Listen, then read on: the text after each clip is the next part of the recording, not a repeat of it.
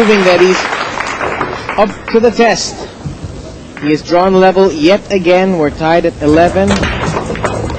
And now it's turned into a virtual race to 6. Well, it was a great shot that Wu made on the 4. Should have afforded him better position to the 5. He just left himself a little too much to do to secure that rack, and in the end, turned it over to Kuo. But with the break in hand, is the 27-year-old going to try and establish the first lead in this match. Neither one of these running away and hiding. Such is the pressure of the World Championship final. Wing ball down. 8s eventually found some gravity, and once again, you know, these balls are really not cooperating, Jim. No, not at all. Another scrappy lay of the land here for Kuo. You really can't see him attacking from here. Chance to bring the cue ball back down in behind the 9. Bank the 1-up table. And again, he'd like to be about 6 inches taller.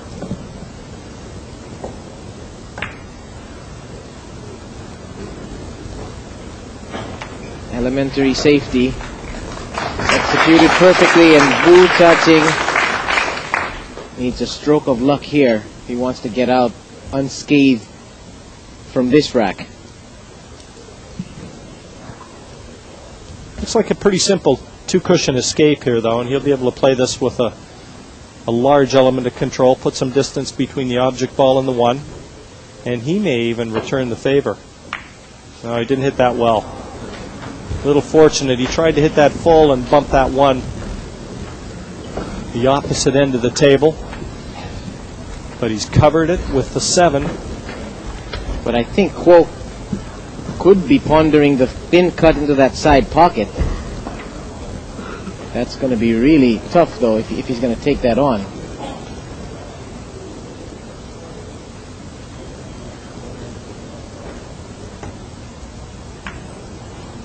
Yeah, it just didn't afford any position, Bob. But again, the order of the day right now, defense. And I don't know whether or not he's left a path through to this 1. Wu looks very snookered here. And, you know, you said it was, in the beginning of this track, it was an ugly lay of the land. Well, it's just been uglified a bit more by the presence of that green 6 just to the left side of the orange 5. So this rack needs a lot of cleaning up to do. It's like a jump shot. Maybe I'm not saying. Oh no, just kick. Yeah, he was using his playing cue and just over the edge of the 9, but it's paid dividends. And the 1 has joined the family reunion over on the lower left side of your table. He's looking at the 1-6 combination. A difficult shot, and what makes it even worse is that he's not guaranteed position to the 1 even if he gets it. Now, this could be a defining moment, this rack, Bob, because at 11-11 everything now is under the magnifying glass.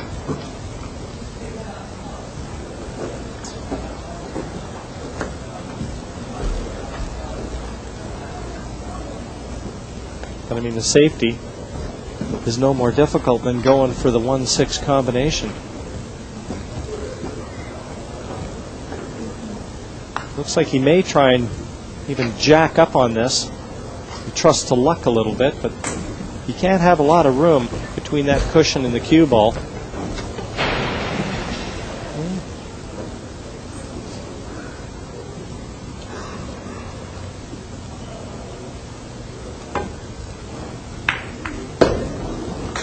How's it turned out?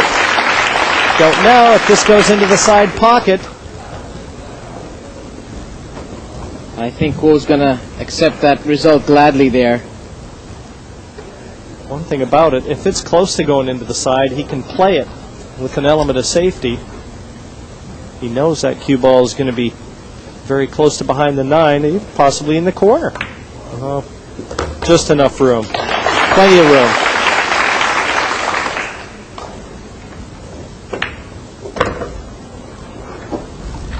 Kuo Cheng, it appears, is going to have his first taste of the lead in this final. He can just negotiate these last 3 balls.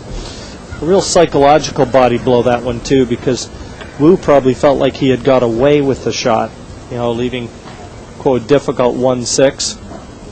So it's almost a double whammy as far as Wu is concerned.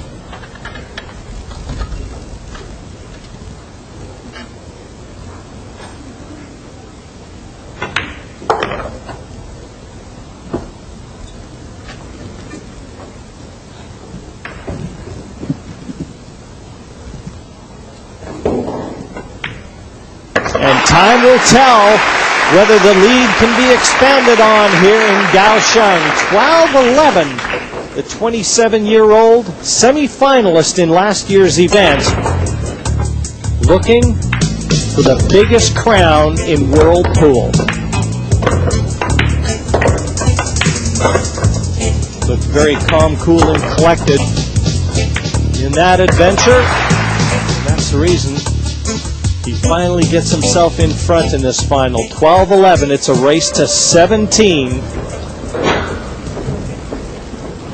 There's the mayor of Kaohsiung City, and they've really put on a great show for all the players, officials, and spectators here.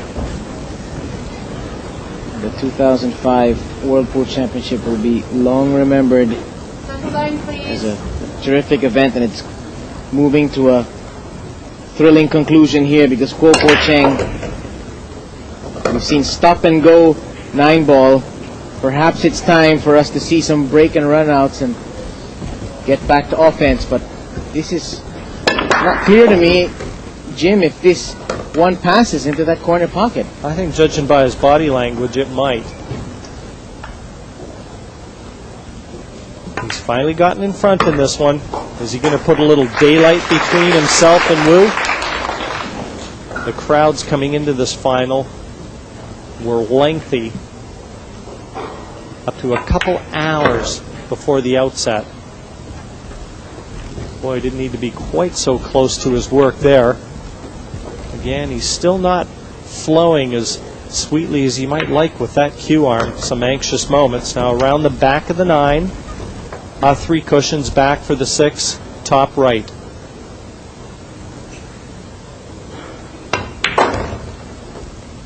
And he doesn't want to be dead straight on this. He'd like a little angle just to get the cue ball a little closer to that 7 in the middle of the table. And he's got a perfect angle to float down for the 9. There's a little spring in the step of the little monster now. He's quickening his pace.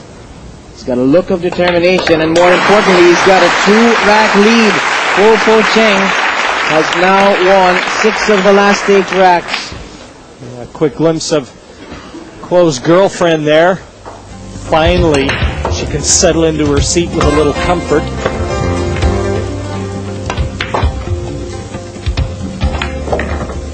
And you know she's starting to enjoy things a little more now.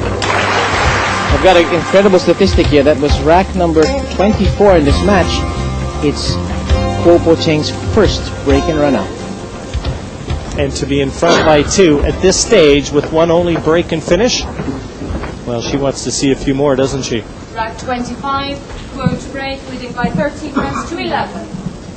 That young lady hoping that she'll be having some shopping money very soon. Oh, she's got shopping money, win or lose, Bob. $75,000 US to the eventual winner here. Not bad for a week and a half's work. Not bad for a year's work.